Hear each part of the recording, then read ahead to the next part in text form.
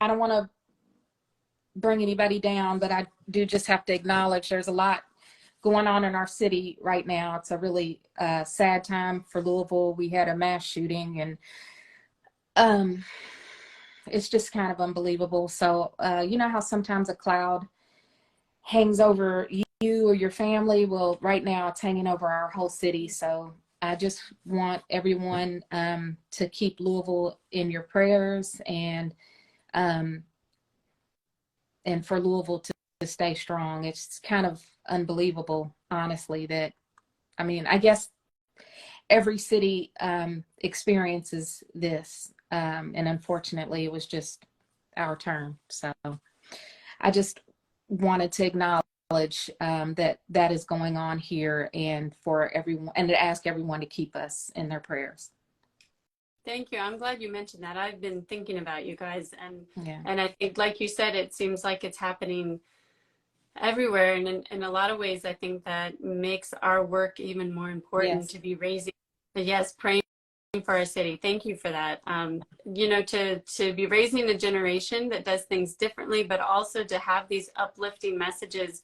I know sometimes we don't want to go on the side of toxic positivity, where it's just, Yeah. oh, things, you know, cupcakes and rainbows, but that's not really your message. Do you want to talk a little bit about that, kind of to transition into how, Yeah, when there are such terrible things happening in the world, where you're talking about police brutality or the shootings or book bans, there is a lot of awful stuff happening. How do you stay positive and stay strong and kind of share that uplifting message with other people?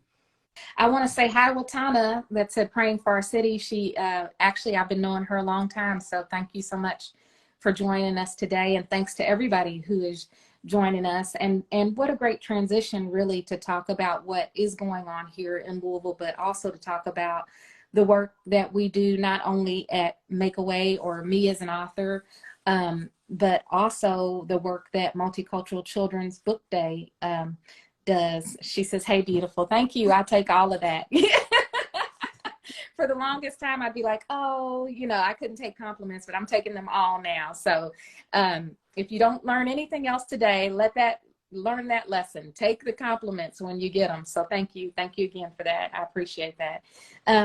But yeah, not being, you know, filled with toxic positivity is important, because you do want to acknowledge when there are things that are going on that are sad. But what you want to do is give people the skills to deal with that.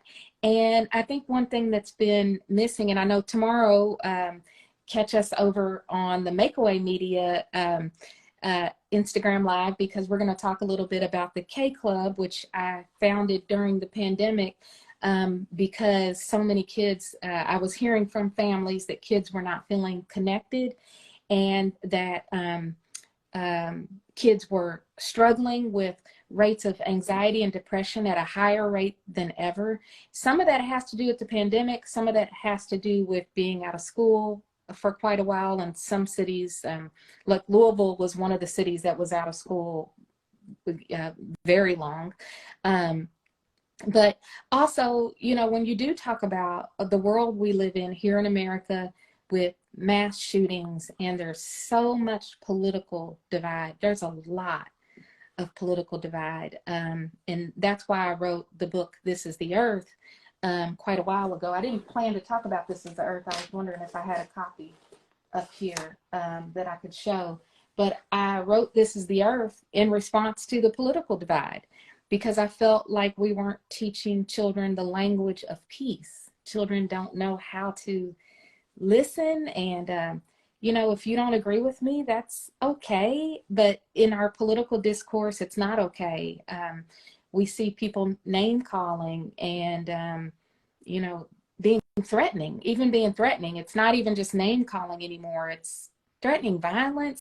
And we need to teach children how to disagree with someone and walk away, or how to meet in the middle. And I don't feel like children are learning how to speak the language of peace, how to listen without, you know, you ever had an argument with your husband and you just know he's listening to, he's waiting to respond. He's not listening to you. He's like waiting to respond. You're like, just listen to me.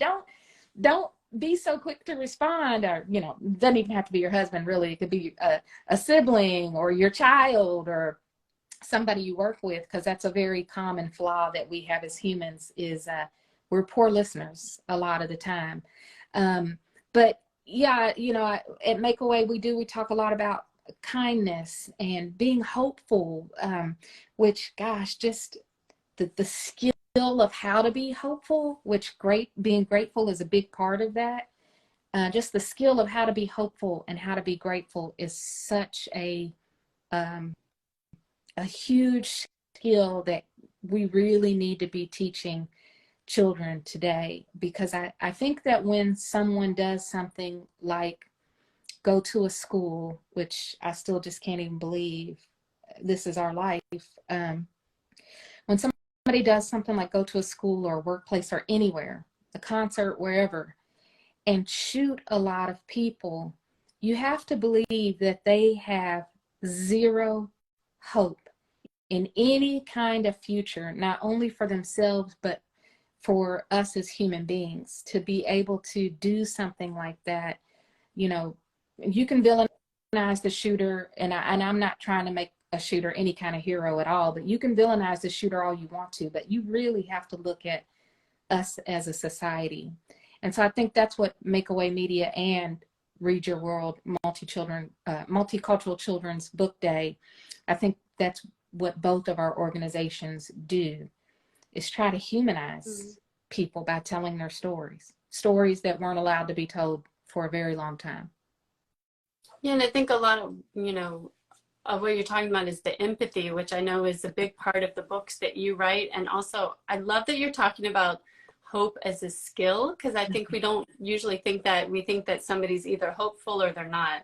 And we don't think about what the skill is to do that. And for those that haven't read Deedee's books yet, I know a lot of you that are watching are probably already fans, but if you haven't, she's also a licensed therapist, and so she really knows what those tools are. And if you read the book, she incorporates them but very naturally into the stories. Like, I'm thinking of the Kayla Modern Day Princess books.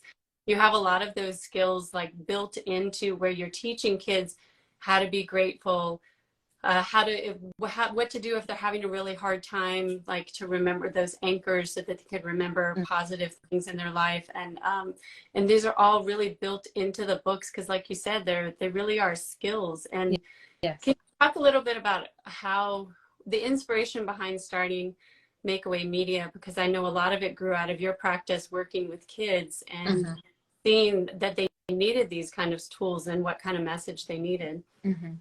Yeah, so it's weird because I hear this story from lawyers a lot. I actually become a lawyer. Well, I was a social worker. I started off my career as a child protective service worker, which that also played a part into my whole journey, because it made me a much more humble and grateful person, just because of the things that I saw. Just learned not to judge like I had been before I became a social worker. Then I became a lawyer because I saw so much injustice in the family court system. I wanted to help with that, but it's weird because I'm reading Elie Mystal's book right now. Why am I drawing a blank on the name? Because I love him and I love his work. I love to watch him on TV. But it's a book about the Constitution.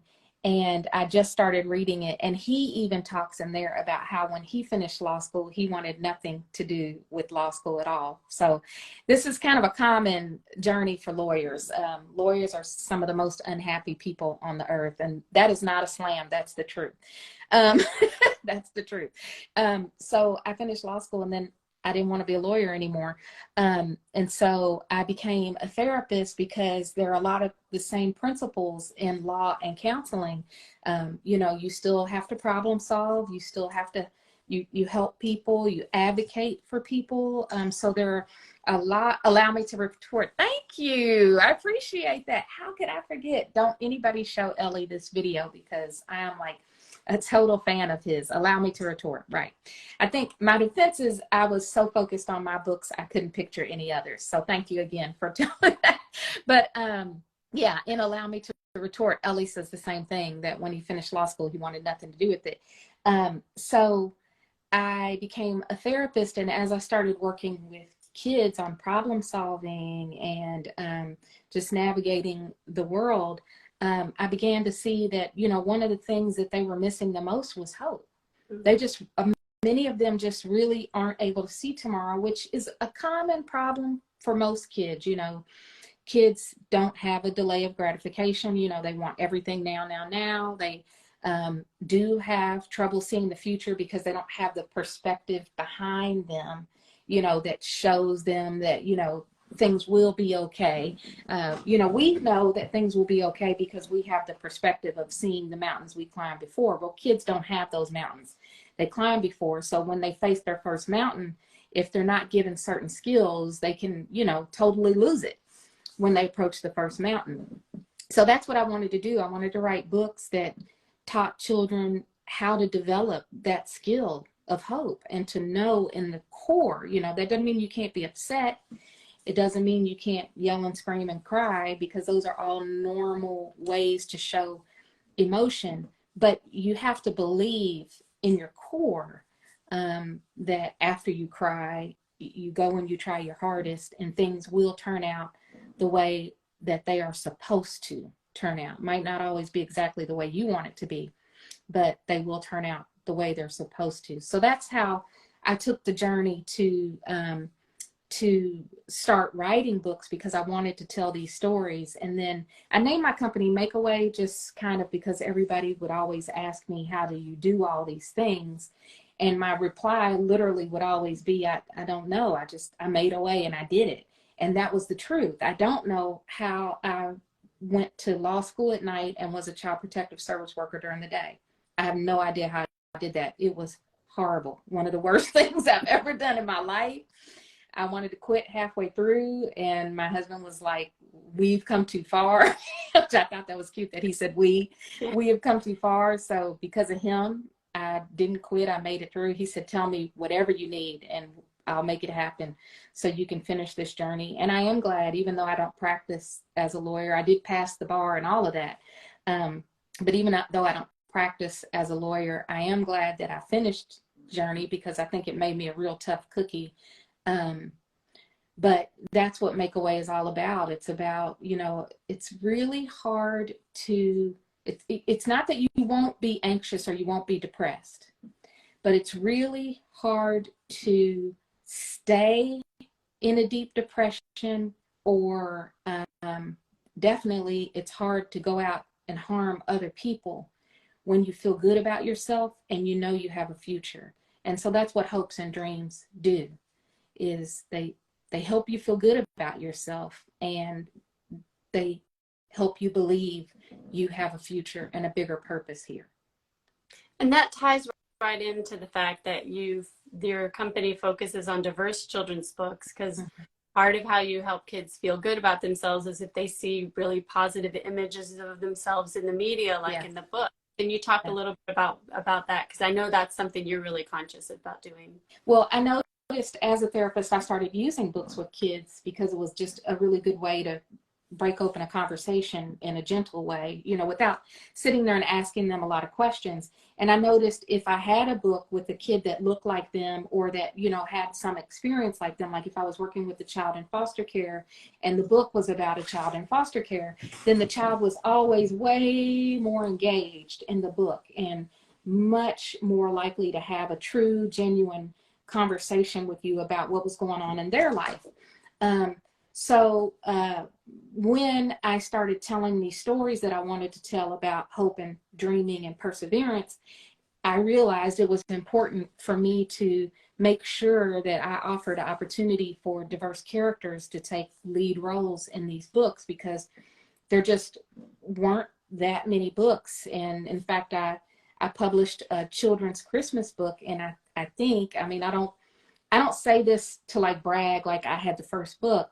I say this because I'm astounded by this statistic, but I'm almost certain that the Christmas book that I wrote in 2019 called In the Nick of Time was the first Christmas book with a Black boy on the cover. And I'm just, in 2019, I'm blown away by that. I mean, Lots of Black people celebrate Christmas. Lots. You know, but when I was growing up, there weren't even Black Santas in the store.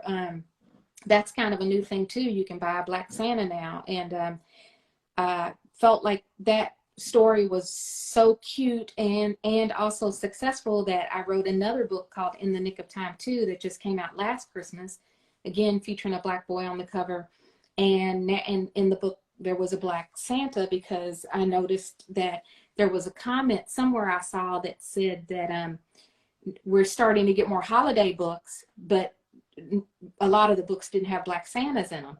So I put a Black Santa in the book because I thought that was really important. And I love that book because it talks about how, you know, there's people on social media, and this goes back to our political discourse and people, you know, arguing and saying what's right. Like any of us really know what's right. But people would say like, Santa can't be Black, which is hilarious because Santa, the original Santa, wasn't even white. But but people say, you know, Santa can't be Black, like a mermaid can't be Black, or like hobbits in what is wrong with my mind today? I think it's because we got a lot going on here. Hobbits and Lord of the Ring can't be Black. You know, when you think about it, it's really silly that a mermaid can't be Black. It's a fictional creature, you know. I mean, like, it can be whatever you want it to be. But some people will get upset and they'll say Santa Claus can't be Black. Santa's white. And what I love about the way that I write these stories is the way it humanizes people. And so I show a Black Santa because in my family, we have a Black Santa. In my family, you know, but I'm not offended if I go to somebody's house and they have a white Santa. I wouldn't dare to tell them that Santa's not white, even though the first Santa wasn't white, but that's neither here nor there. I talk about in that book about how your Santa, my Santa, this person's Santa looks like love. That's all. It looks like love. Whatever you envision love in your life to be like, why can't the people in your life look like that? And so it's just inspirational in that way. And I hope that I'm opening people's eyes to show them that there's just a different way to look at things. That is one of my all-time favorite lines from your books is, and I think it was in the one that just came out, yes. Right? And just in the time too, we say Santa is love. So Santa looks like love. Yeah. Something else that's really wonderful that you do in that book is that, I mean, the main character is a little Black boy, but he also has a very good friend who's white, and they have a conversation about why is Santa Black in your house, you know? So it's not just that Santa's there and he's Black, but they talk about it. Yeah. They say, why is that? And Santa is, I hope I'm not giving anything away, spoiler alert, Santa shows up in the book. Yeah. And he is, the way he talks to that little boy is so loving and caring. Yeah. He doesn't shame him for asking, which is great for kids to learn that they can ask questions and they don't have to be embarrassed or feel like they're saying something wrong when they ask these questions. He kind of puts it back on the kid. Why do you think it's like this? What do you know? And they have this really loving, caring conversation. Like you said, it's so different than a lot of what kids are seeing modeled for them. And so instead they're getting that model, just like in the Kayla, A Modern Day Princess book. One of the great things about it is the relationship that Kayla, who's this little girl, and we see her grow up across these 5 books. It's a 5-book series. We see her grow up and we see the relationship with her mom, but it's a really real relationship. It's not this, you know, idealized. I mean, it's a wonderful relationship, but they also have times when they kind of miss each other and they misunderstand, but they're so close to come back, and they always work things out, which I think is really nice. Because sometimes parents in books will come across as these perfect parents who always know the right thing to say. And I think yours is more about the relationship than maybe always getting things right. But if you have that relationship there with your child, then you'll get there together. I agree. I do try to show realistic images, and I notice, you know, that sometimes people don't want certain subjects in kids' books. But the bottom line is kids are running into these issues anyway. like I was surprised in the first Nick of Time book, I used the word stupid. Nick says stupid. You're stupid, that's stupid. And there have been people who've said that's harsh for a children's book. It's almost like they think because I'm saying something is stupid that the child will then say that something is stupid. The children are saying that anyway. I mean, like, we had a whole president that called people stupid, and children heard that. So it's not like, you know, people aren't having these conversations. And then like in the Kayla series, the mom thinks that Kayla's big news is that she's getting married. And Kayla comes home and it bursts mom's bubble a little bit. And Kayla finds out that mom is really getting a job that she wanted. Or the mom finds out that Kayla is getting a job that she wanted. And the mom is a little thrown off by that. And Kayla directly confronts the mom and said, you know, the mom's like, oh, I just didn't want you to have to worry. Like as if she got married, she wouldn't have anything to worry about because she'd be a couple instead of single. And Kayla confronts mom and says, you mean you didn't want to worry? Because a lot of parents feel like that. Like, oh, maybe if somebody else takes my child and marries them, then I won't have to worry as much. And so I think it's important to have those kind of realistic conversations in books. Children are not going to start saying that something is stupid because they read it in a book. They're much more going to be affected by the modeling of how Nick learns not to call people stupid. Because like I said, they're hearing they're hearing the part of people arguing and calling people stupid. They're not seeing how to resolve that. You know, moms and daughters have argued for centuries, but we're not teaching kids how to resolve that. And so that's what I think is important in books too, is, you know, when you teach kids the skill of hope, you've got to teach them these other communication skills too, so they don't alienate people in their lives. You know, we need each other. And I think that's something that a lot of the political discourse has done too, is it's put us in some silos where we don't, you know, it's us versus them instead of all of us trying to figure it all out together. Well, thank you for all that you're doing to contribute to this conversation and to help us teach these skills to children. I see we're coming up on time, but if you want to keep on talking, the conversation is going to continue. Same time tomorrow on Make Media. We'll have another IG Live. And one thing that we're going to talk about, as she already mentioned, is the K Club, which is the absolutely free club for kids. And also there's an activity book. Mm-hmm. If you love the Kayla series, there's an activity book coming out, hopefully by the end of the month, I think. So we'll get a preview and talk more about that tomorrow, 3:00 Eastern, on Makeaway Media. Thank you so much for joining us. It's always so fun to talk to you. Thank you. I'm really excited about this activity book, and I hope I can work it out tomorrow where I can show you some pages from the activity book, because it really is free therapy. I mean, of course, the book costs money, but therapy can be expensive. And so it's packed with ways to improve your relationship with your children and for your children to improve their relationship with others in their world. And thank you so much. I see my friend saying, I'm so proud of you. It's so nice to see you on here. I wasn't expecting her to join, so it's cool to see people I know join me here. Thank you so much for having me, and I'll see you tomorrow on Makeaway Media.